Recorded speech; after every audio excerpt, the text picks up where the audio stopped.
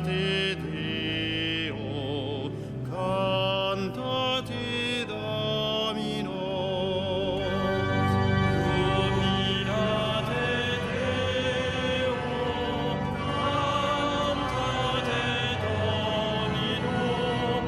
Jubilate Deo, cantate Domino. Acclamez Dieu toute la terre, fêtez la gloire de son nom, glorifiez-le en célébrant sa louange, dites à Dieu que tes actions sont redoutables. Jubilate Deo, cantate Domino. Jubilate Deo, cantate Domino. Toute la terre se prosterne devant toi, elle chante pour toi, elle chante pour ton nom. Venez et voyez les hauts faits de Dieu, ses exploits redoutables pour les fils des hommes. Jubilate Deo, cantate Domino. Jubilate Deo, cantate Domino.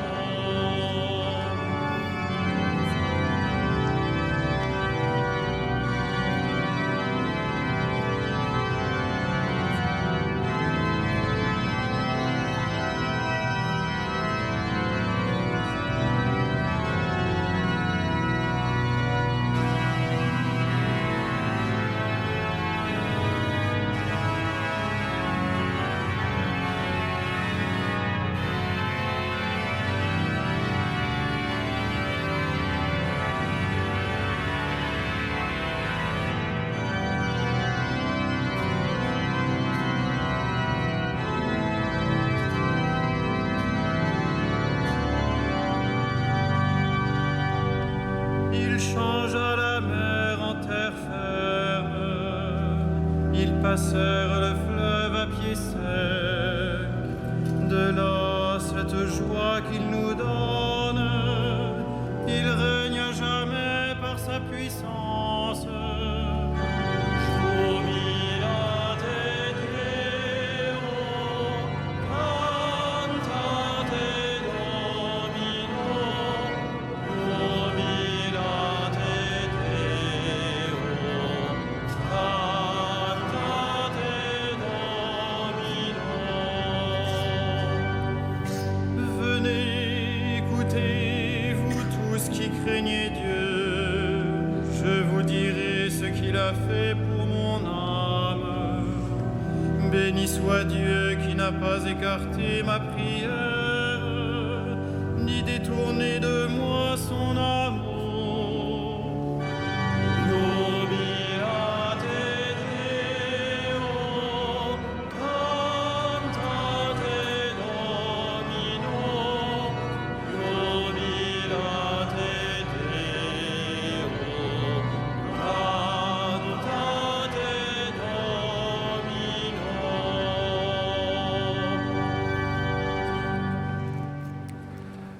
Au nom du Père et du Fils et du Saint-Esprit, la paix soit avec vous. Frères et sœurs, comme le Seigneur nous y invite dans l'Évangile, nous sommes disposés à lui demander sa paix, la paix qui vient de lui, la paix qu'il nous donne, pas à la manière du monde, mais à la manière de Dieu, la paix de la miséricorde, la paix de la réconciliation. Nous nous préparons à célébrer cette Eucharistie en reconnaissant que nous sommes pécheurs.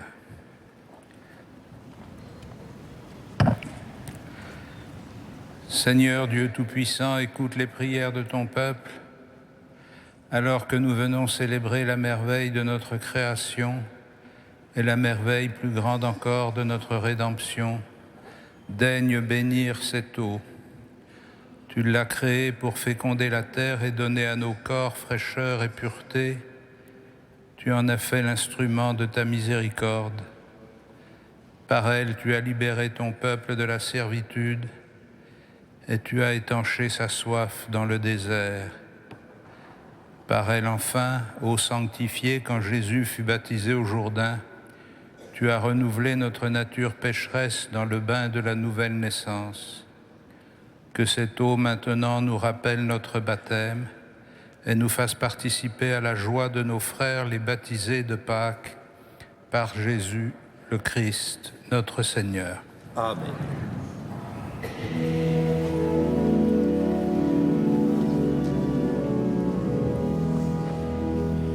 J'ai vu l'eau vive jaillissant du cœur du Christ. Alléluia, alléluia. J'ai vu l'eau vive jaillissant du cœur du Christ. Alléluia, alléluia. Tous ceux que lave cette eau seront sauvés et chanteront Alléluia. J'ai vu l'eau vive jaillissant du cœur du Christ. Alléluia, alléluia. J'ai vu la source devenir un fleuve immense. Alléluia, alléluia. J'ai vu la source devenir un fleuve immense. Alléluia, alléluia. Les fils de Dieu rassemblés chantaient leur joie d'être sauvés. Alléluia. J'ai vu la source devenir un fleuve immense. Alléluia, alléluia. J'ai vu le temple désormais s'ouvrir à tous. Alléluia, alléluia. J'ai vu le temple désormais s'ouvrir à tous. Alléluia, alléluia. Le Christ revient victorieux, montrant la plaie de son côté. Alléluia. J'ai vu le temple désormais s'ouvrir à tous. Alléluia, alléluia. J'ai vu le Verbe nous donner la paix de Dieu. Alléluia, alléluia. J'ai vu le Verbe nous donner la paix de Dieu. Alléluia, alléluia. Tous ceux qui croient en son nom seront sauvés et chanteront Alléluia. J'ai vu le Verbe nous donner la paix de Dieu. Alléluia, alléluia. Que Dieu Tout-Puissant nous purifie de nos péchés et par la célébration de cette Eucharistie, qu'il nous rende dignes de participer un jour au festin de son royaume par Jésus le Christ, notre Seigneur. Gloria in excelsis Deo. Et in terra pax hominibus vole voluntatis. Laudamus te, Benedicimus te.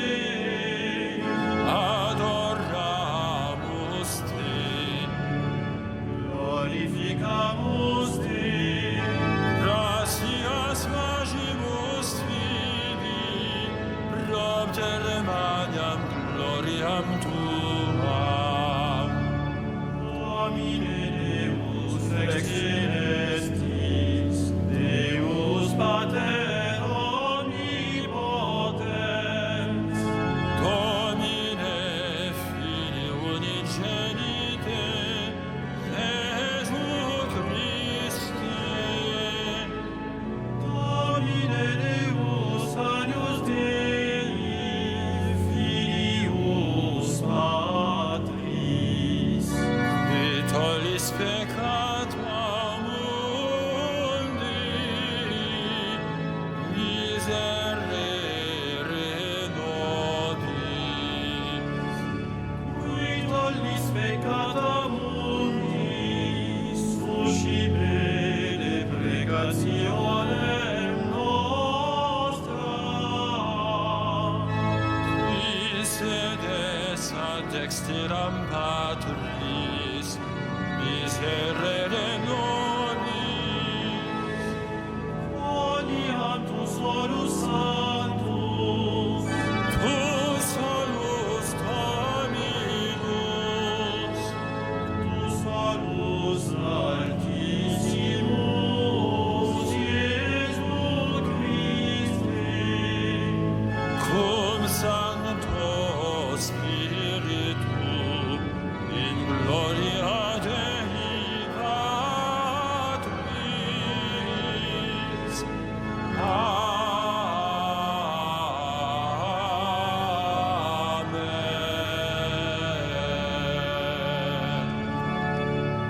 Prions le Seigneur.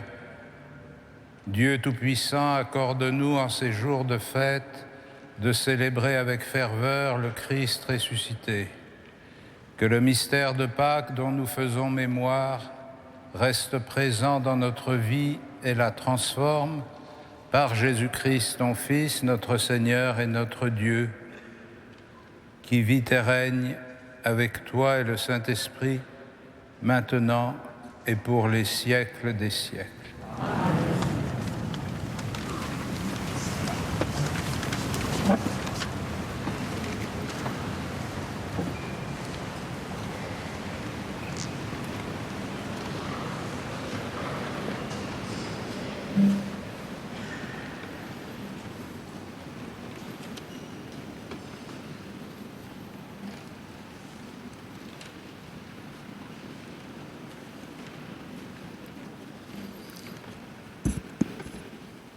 Lecture du livre des Actes des Apôtres. En ces jours-là, des gens venus de Judée à Antioche enseignaient les frères en disant : « Si vous n'acceptez pas la circoncision selon la coutume qui vient de Moïse, vous ne pouvez pas être sauvés. »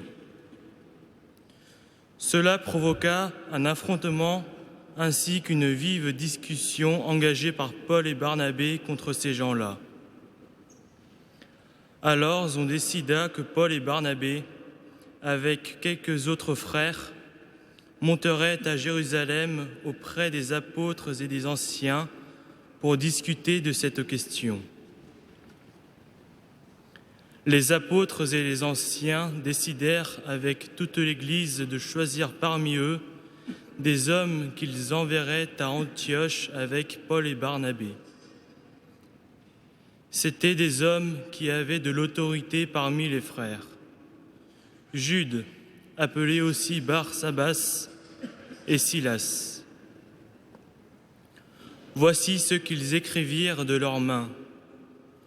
Les apôtres et les anciens, vos frères, aux frères issus des nations qui résident à Antioche, en Syrie et en Cilicie, salut. Attendu que certains des nôtres, comme nous l'avons appris, sont allés sans aucun mandat de notre part tenir des propos qui ont jeté chez vous le trouble et les désarrois, nous avons pris la décision à l'unanimité de choisir des hommes que nous envoyons chez vous avec nos frères bien-aimés Barnabé et Paul, eux qui ont fait don de leur vie pour le nom de notre Seigneur Jésus-Christ. Nous vous envoyons donc Jude et Silas, qui vous confirmeront de vive voix ce qui suit. L'Esprit Saint et nous-mêmes avons décidé de ne pas faire peser sur vous d'autres obligations que celles-ci qui s'imposent. Vous abstenir de viandes offertes en sacrifice aux idoles, du sang, des viandes non saignées et des unions illégitimes. Vous agirez bien si vous vous gardez de tout cela. Bon courage. Parole du Seigneur.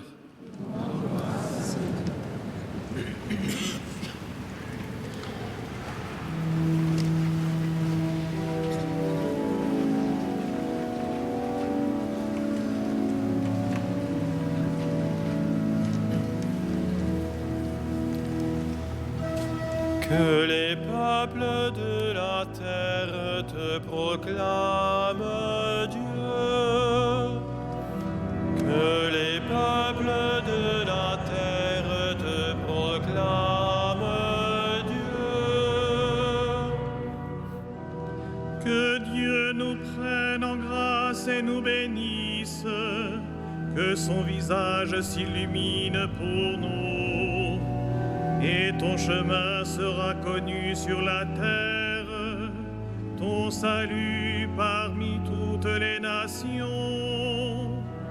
Que les peuples de la terre te proclament, Dieu. Que les nations chantent leur joie, car tu gouvernes le monde avec justice. Tu gouvernes les peuples avec droiture. Sur la terre, tu conduis les nations.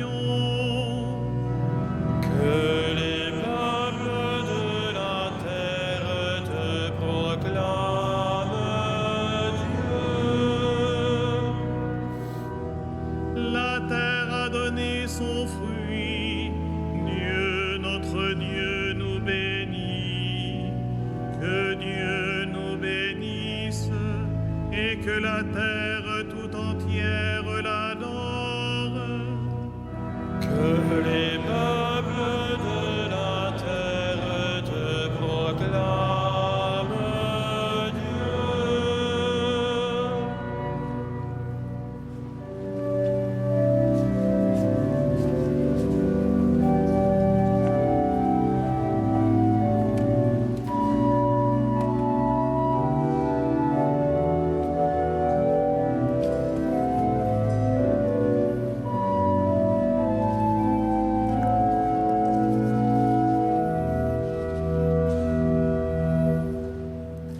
Lecture de l'Apocalypse de Saint Jean.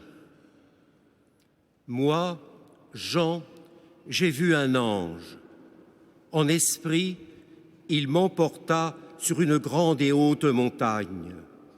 Il me montra la ville sainte, Jérusalem, qui descendait du ciel d'auprès de Dieu.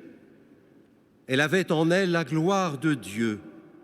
Son éclat était celui d'une pierre très précieuse, comme le jaspe cristallin. Elle avait une grande et haute muraille avec 12 portes, et sur ces portes 12 anges. Des noms y étaient inscrits, celui des 12 tribus des fils d'Israël. Il y avait 3 portes à l'Orient, 3 au nord, 3 au midi et 3 à l'Occident. La muraille de la ville reposait sur 12 fondations, portant les 12 noms des 12 apôtres de l'agneau. Dans la ville, je n'ai pas vu de sanctuaire, car son sanctuaire, c'est le Seigneur Dieu, souverain de l'univers et l'agneau. La ville n'a pas besoin du soleil, ni de la lune pour l'éclairer, car la gloire de Dieu l'illumine. Son luminaire, c'est l'agneau.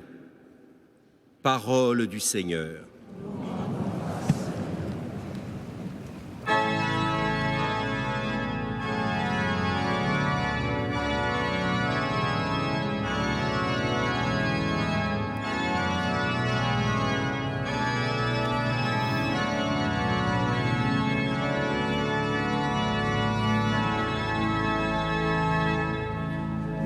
Alléluia, Alléluia, Alléluia, Alléluia, Alléluia, Alléluia.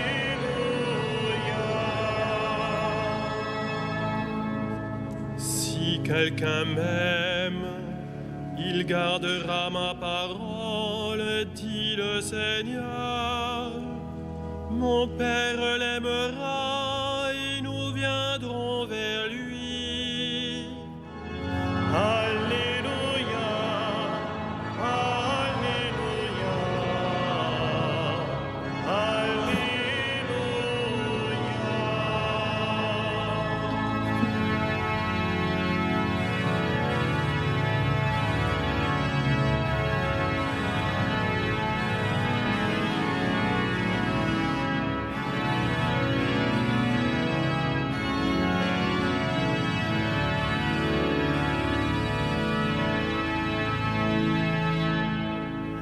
Le Seigneur soit avec vous.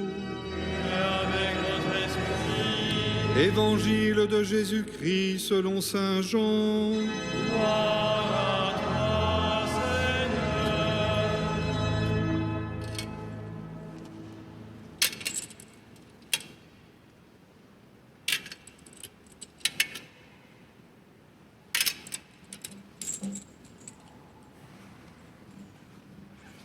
En ce temps-là, Jésus disait à ses disciples, « Si quelqu'un m'aime, il gardera ma parole. Mon Père l'aimera, nous viendrons vers lui et chez lui, nous ferons une demeure. Celui qui ne m'aime pas ne garde pas mes paroles. Or, la parole que vous entendez n'est pas de moi, elle est du Père qui m'a envoyé. Je vous parle ainsi tant que je demeure avec vous, mais le Défenseur, l'Esprit Saint que le Père enverra en mon nom, lui, vous enseignera tout, et il vous fera souvenir de tout ce que je vous ai dit. Je vous laisse la paix, je vous donne ma paix. Ce n'est pas à la manière du monde que je vous la donne. Que votre cœur ne soit pas bouleversé ni effrayé. Vous avez entendu ce que je vous ai dit, je m'en vais et je reviens vers vous. Si vous m'aimiez, vous seriez dans la joie puisque je pars vers le Père, car le Père est plus grand que moi. Je vous ai dit ces choses maintenant, avant qu'elles n'arrivent. Ainsi, lorsqu'elles arriveront, vous croirez. Acclamons la parole de Dieu.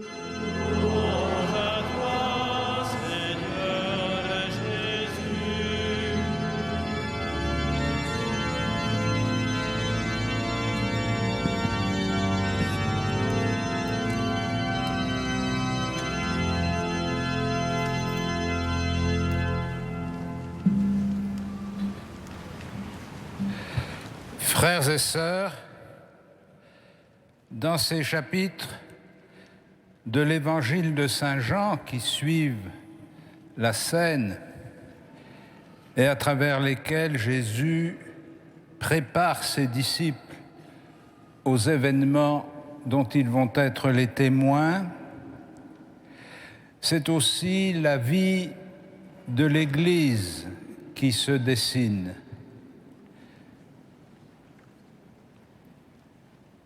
Car l'arrestation de Jésus, sa condamnation, son exécution, bref, les événements qui vont l'arracher à ses disciples et qui vont leur donner l'expérience de la solitude.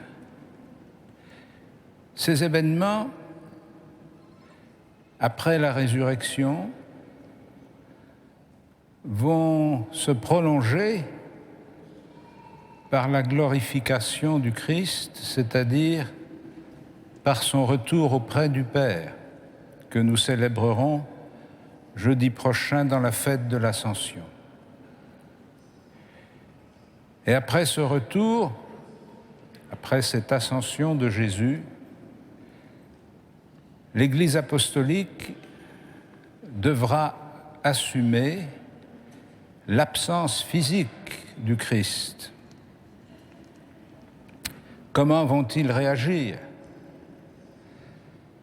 Vont-ils être troublés, voire effrayés, comme nous le dit l'Évangile, bouleversés, et nous le savons par le récit du livre des Actes des Apôtres, ils se rassembleront dans une salle fermée de toutes parts, de peur d'être à leur tour arrêtés. C'est dire qu'à travers ces lectures liturgiques se dessine le profil de l'expérience ecclésiale. Et je voudrais ce soir simplement relever 2 ou 3 points particulièrement forts qui nous sont exprimés par ces lectures, et d'abord par la vision de l'Apocalypse. La vision de l'Apocalypse qui englobe la cité sainte, la Nouvelle Jérusalem,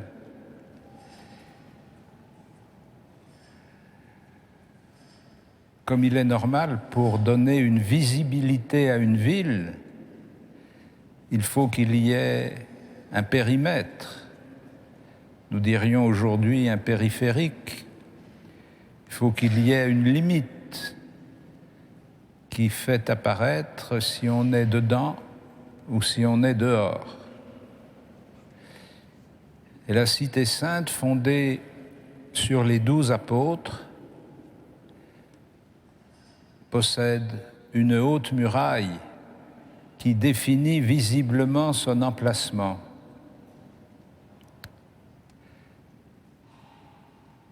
Mais il nous faut être attentifs au fait que dans la vision de l'Apocalypse, cette muraille est percée de 12 portes, orientées vers les 4 points cardinaux qui évoquent évidemment symboliquement les nations qui entourent Jérusalem. C'est dire que la muraille de la ville n'est pas un rempart infranchissable et qu'elle est ouverte par ces 12 portes pour que quiconque le veut puisse y pénétrer et y trouver sa place. Quand saint Augustin réfléchit sur la signification historique de l'Église dans sa méditation sur la cité de Dieu, il explique très clairement que nul en ce monde ne maîtrise les frontières de la cité de Dieu. C'est dire que la visibilité de l'Église, telle qu'elle est décrite avec ses murailles, ses remparts et ses portes, ne nous donne pas la géographie spirituelle de l'humanité. Certains sont dedans, qui peut-être vivent comme s'ils étaient dehors. D'autres sont dehors, qui peut-être déjà aspirent à vivre dedans. Et nous n'avons pas le moyen de faire nous-mêmes le tri des humains. C'est réservé à Dieu tel que ça se déroulera selon la parabole sur le jugement dernier.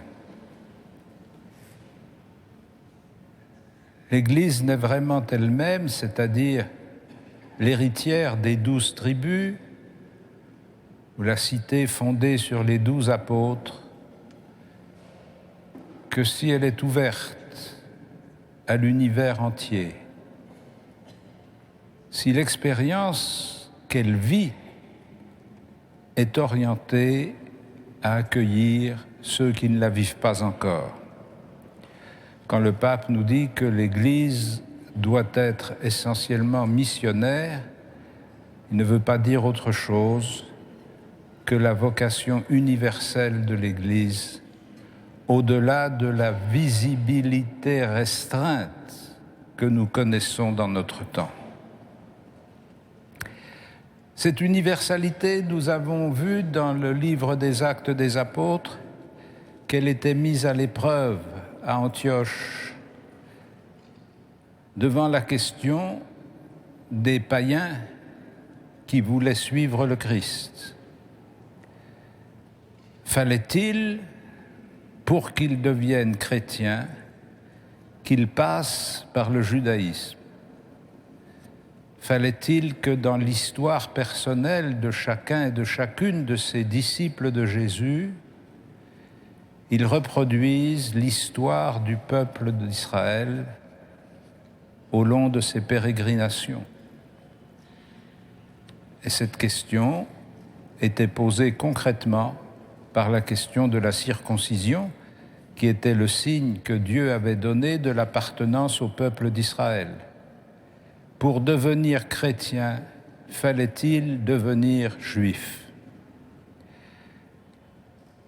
Cette question est très intéressante parce que, dès le début de l'Église apostolique, elle met en œuvre un processus de discernement et de décision dans lequel les apôtres jouent un rôle principal au point d'engager leur autorité et l'autorité de l'Esprit Saint quand il dit dans le livre des Actes « Nous-mêmes et l'Esprit Saint avons décidé ». Cette décision dans l'Esprit Saint est le fruit d'un consensus qui s'élabore à travers une rencontre des responsables de l'Église, ce que nous avons connu dans les temps modernes avec le Concile Vatican II ou plus récemment avec les différentes sessions du Synode des évêques.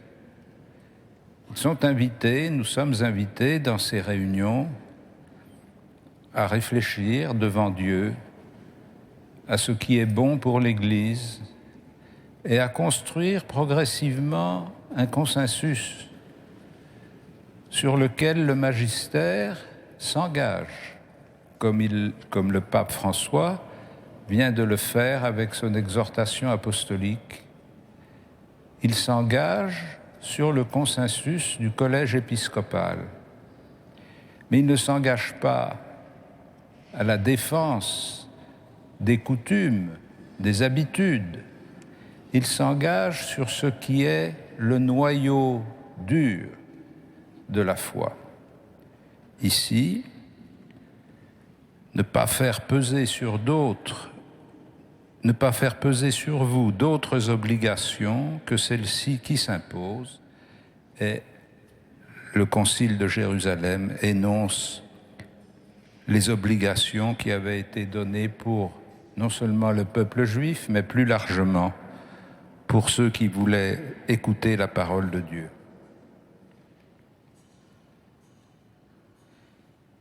Ce fonctionnement collégial pour élaborer un consensus que nous nommons en termes techniques la synodalité, c'est un mode de fonctionnement qui vaut pour l'Église entière. C'est-à-dire que nous sommes tous invités à contribuer par notre participation, par l'échange de nos points de vue, à construire des décisions qui engagent l'ensemble du corps. Quand le Christ annonce dans l'Évangile qu'il va envoyer son esprit pour nous faire connaître la vérité tout entière. Quand il annonce qu'il va nous donner sa paix, c'est-à-dire la communion entre les membres de son Église, quand il annonce que nous devons attendre dans la sérénité et la joie son retour, il nous indique de quelle façon nous sommes invités à vivre les siècles qui nous séparent encore de la fin des temps. L'Esprit Saint que le Père enverra en mon nom vous enseignera tout. C'est à cet Esprit que nous nous remettons et dont nous célébrerons la venue au moment de la Pentecôte. Amen.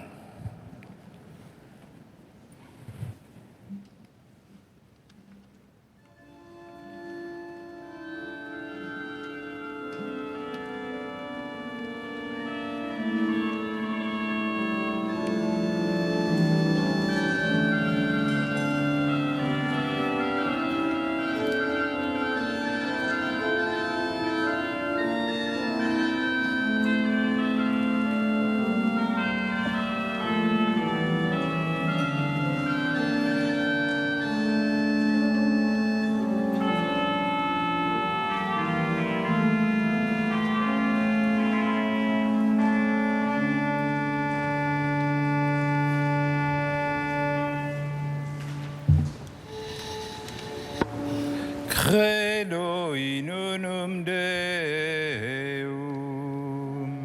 Patrem omnipotentem, factorem celi et terrae, visibilium omnium, et invisibilium. Et sicurum Dominum Iesum Christum, Filium Dei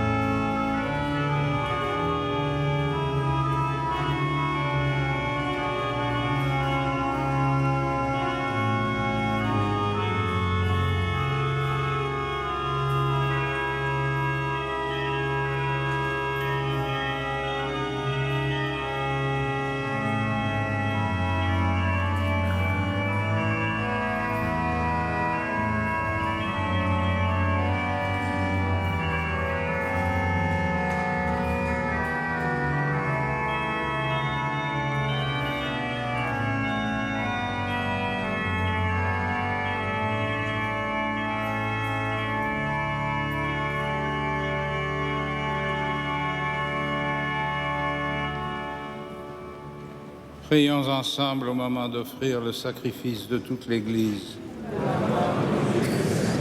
Seigneur, que nos prières montent vers toi avec ces offrandes pour le sacrifice. Dans ta bonté, purifie-nous et nous correspondrons davantage au sacrement de ton amour par Jésus le Christ, notre Seigneur. Le Seigneur soit avec vous. Et avec votre esprit. Élevons notre cœur. Retournons vers le Seigneur. Rendons grâce au Seigneur notre Dieu.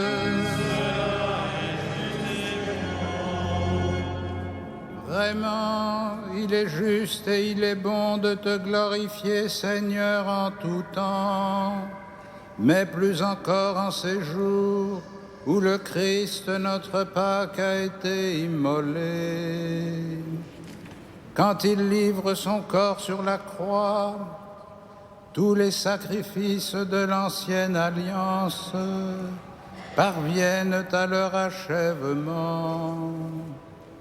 Et quand il s'offre pour notre salut, il est à lui seul l'autel, le prêtre et la victime. C'est pourquoi le peuple des baptisés, rayonnant de la joie pascale, exulte par toute la terre, tandis que les anges dans le ciel chante sans fin l'hymne de ta gloire.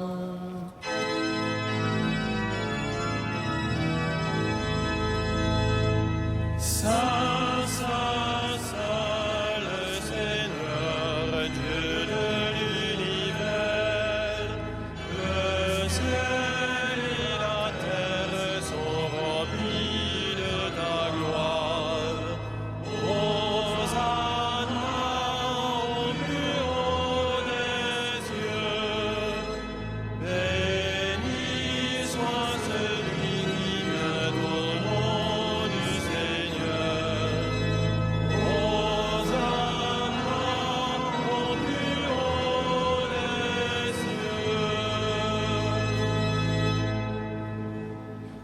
Tu es vraiment saint, Dieu de l'univers, et toute la création proclame ta louange, car c'est toi qui donnes la vie, c'est toi qui sanctifies toutes choses par ton Fils Jésus-Christ, notre Seigneur, avec la puissance de l'Esprit Saint.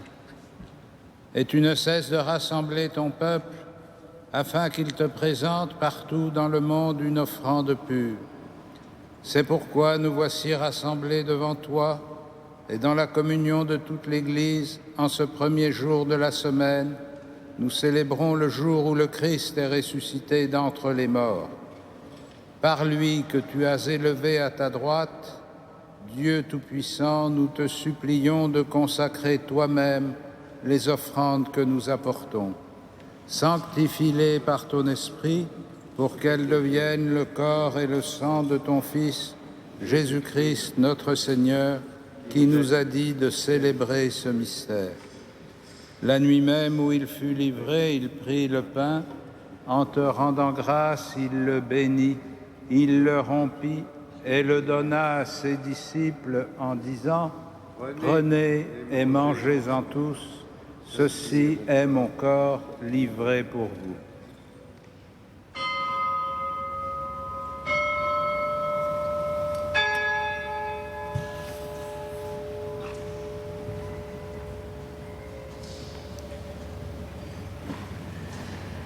De même, à la fin du repas, il prit la coupe.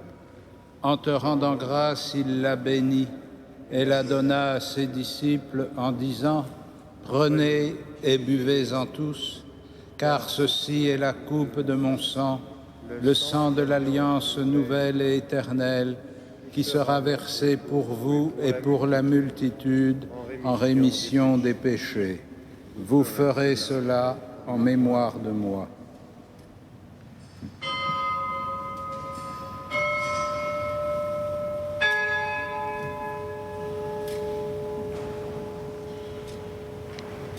Il est grand le mystère de la foi. Nous proclamons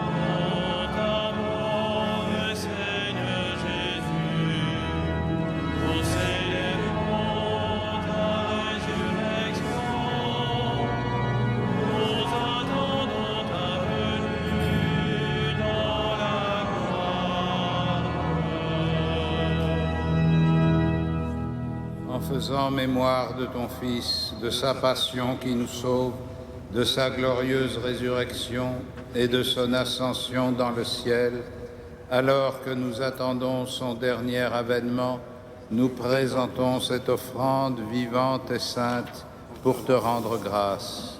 Regarde, Seigneur, le sacrifice de ton Église et daigne y reconnaître celui de ton Fils qui nous a rétablis dans ton alliance. Quand nous serons nourris de son corps et de son sang et remplis de l'Esprit Saint, accorde-nous d'être un seul corps et un seul esprit dans le Christ, et que l'Esprit Saint fasse de nous une éternelle offrande à ta gloire, pour que nous obtenions un jour les biens du monde à venir, auprès de la Vierge Marie, la bienheureuse Mère de Dieu, de Saint Joseph, son époux, avec les apôtres, les martyrs, Saint Denis et tous les saints qui ne cessent d'intercéder pour nous.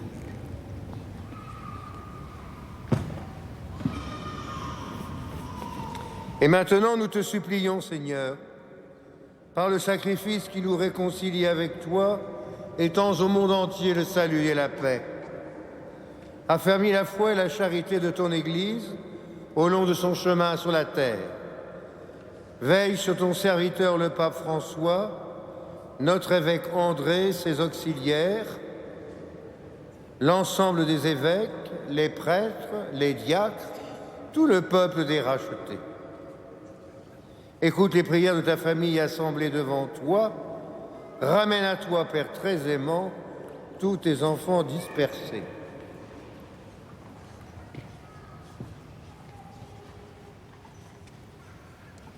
Pour nos frères défunts, pour les hommes qui ont quitté ce monde et dont tu connais la droiture, nous te prions. Reçois-les dans ton royaume, où nous espérons être comblés de ta gloire, tous ensemble et pour l'éternité, par le Christ notre Seigneur, par qui tu donnes au monde toute grâce et tout bien.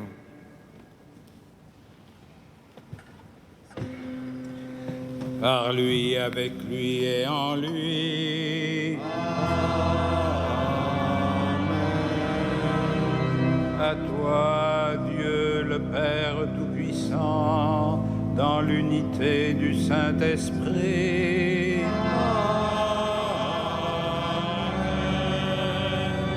Tout honneur et toute gloire pour les siècles des siècles.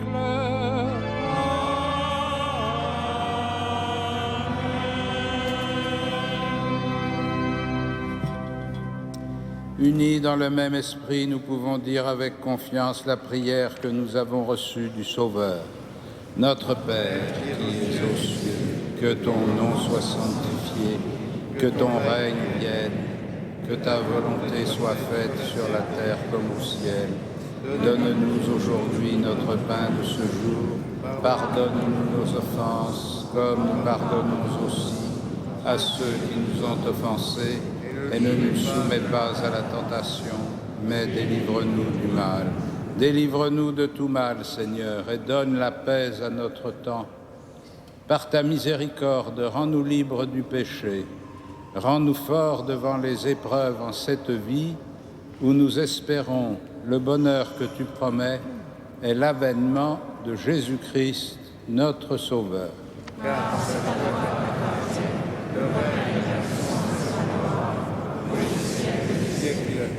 Seigneur Jésus-Christ, tu as dit à tes apôtres, je vous laisse la paix, je vous donne ma paix. Ne regarde pas nos péchés, mais la foi de ton Église. Pour que ta volonté s'accomplisse, donne-lui toujours cette paix et conduis-la vers l'unité parfaite, toi qui règnes pour les siècles des siècles. Amen. Que la paix du Seigneur soit toujours avec vous. Frères, dans la charité du Christ, donnez-vous la paix.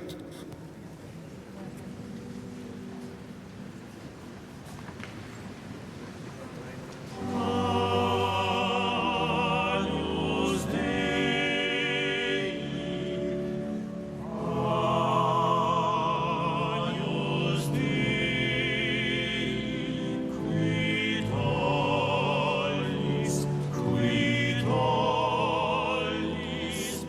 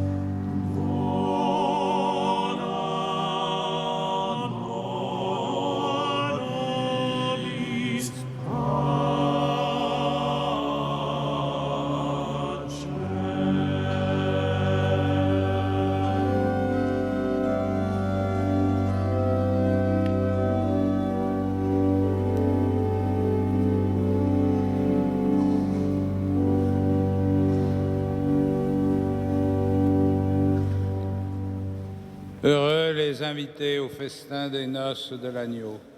Voici l'agneau de Dieu qui enlève le péché du monde. Seigneur, je ne suis pas digne de te recevoir, mais dis seulement une parole et je serai guéri.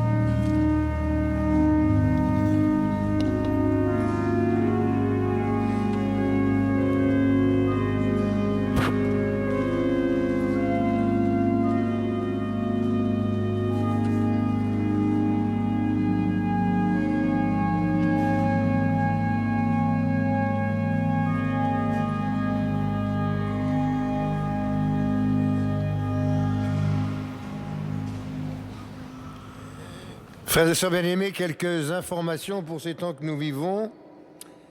Tout d'abord, j'attire votre attention pour le vendredi 6 mai à 15h. Ce sera le premier vendredi du mois et vous pourrez participer à la vénération de la Sainte Couronne d'Épines. D'autre part, je vous signale à nouveau que chaque samedi soir, vous pouvez venir à l'audition d'orgue qui est donnée à la cathédrale Notre-Dame de Paris à 20h. C'est l'entrée libre. Et quand arrive le mois de mai et juin, arrive aussi la joie de nos opéras d'images « Réjouis-toi, Marie ». Vous savez, c'est cette projection sur grand écran de magnifiques images avec un texte de Claudel et des musiques de Monteverdi et de Després pour découvrir à nouveau frais, je dirais, les trésors de la cathédrale. L'entrée est libre, c'est chaque samedi et chaque dimanche à 21h15. Donc ce soir à 21h15. L'entrée est libre. Voilà. Je pense que nous pouvons maintenant terminer ensemble notre prière avec notre archevêque en nous mettant debout.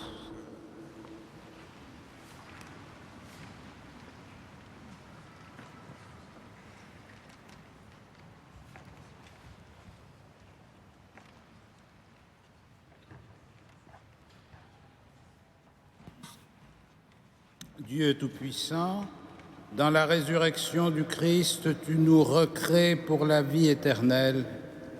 Multiplie en nous les fruits du sacrement pascal. Fais-nous prendre des forces neuves à cette nourriture qui apporte le salut, par Jésus le Christ, notre Seigneur. Amen.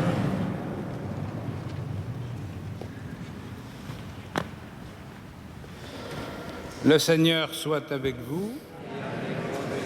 Et que Dieu Tout-Puissant vous bénisse, le Père, le Fils et le Saint-Esprit. Amen.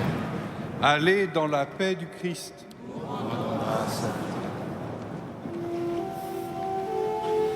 Regina Celi. Letare